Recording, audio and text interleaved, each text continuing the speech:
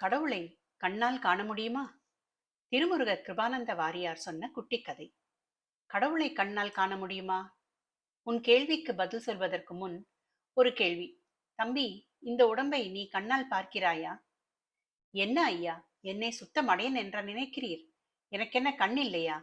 இந்த உடம்பை எத்தனையோ காலமாக பார்த்து வருகிறேன். தம்பி, நான் உன்னை மூடன் என்று ஒருபோதும் சொல்ல மாட்டேன். நீ படித்த அறிஞன்தான். ஆனால் நீ படித்த அறிவில் விளக்கம்தான் இல்லை. கண் இருந்தால் மட்டும் போதாது, கண்ணில் ஒளி இருக்க வேண்டும். காது இருந்தால் மட்டும் போதாது, காது ஒலி கேட்பதாக அமைய வேண்டும். அறிவிருந்தால் மட்டும் போதாது, அதில் நுட்பமும் திட்பமும் அமைந்திருத்தல் வேண்டும். உடம்பை நீ பார்க்கின்றாய். இந்த உடம்பு முழுவதும் உனக்கு தெரிகின்றதா? ஆம், நன்றாக தெரிகிறது. அப்பா, அவசரப்படாதே.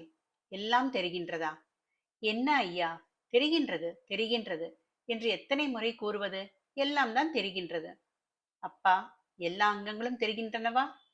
ஆம், தெரிகின்றன. முழுவதும் தெரிகின்றதா? அவன் சற்று எரிச்சலுடன் உரத்த குரலில் முழுவதும் தெரிகின்றது என்றான்.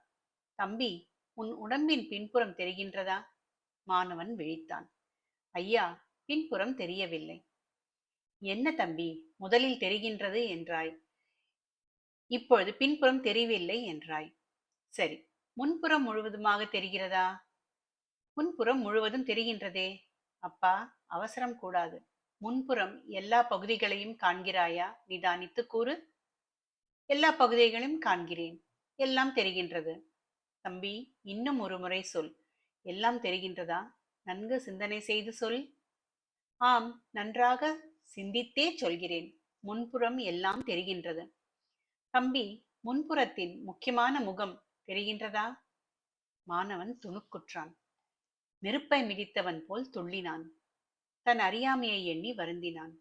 பின்பு தனிந்த குரலில் பணிந்த உடம்புடன், ஐயனே, முகம் தெரியவில்லை என்றான். குழந்தாய், இந்த ஊன உடம்பில் பின்புறம் முழுவதும் தெரியவில்லை, முன்புறம் முகம் தெரியவில்லை. நீ இந்த உடம்பில் சிறிதுதான் கண்டிருக்கிறாய். இருப்பினும் கண்டேன் கண்டேன் என்று பிதற்றுகின்றாய். அன்பனே, இந்த உடம்பு முழுவதும் தெரிய வேண்டுமானால் என்ன செய்ய வேண்டும்? நீயே சொல்.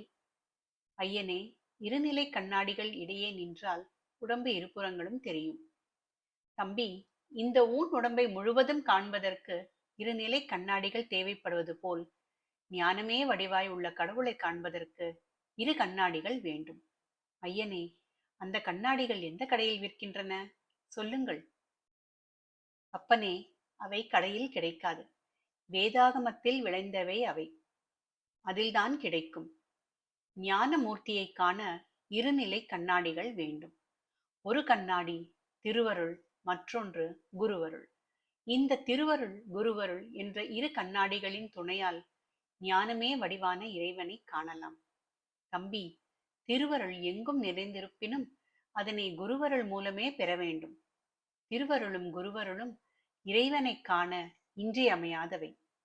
அந்த மாணவன் தன் தவறை உணர்ந்து அவரின் காலில் விழுந்தான்.